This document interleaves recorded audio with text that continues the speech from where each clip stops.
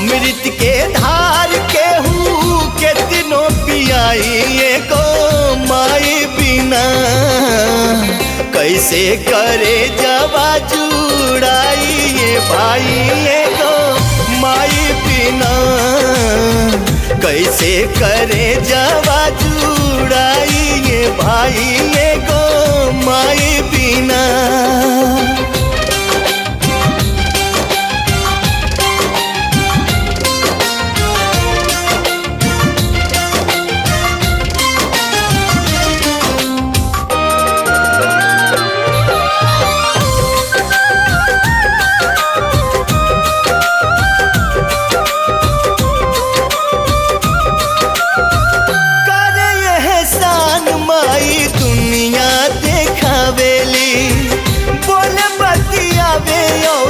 चले भी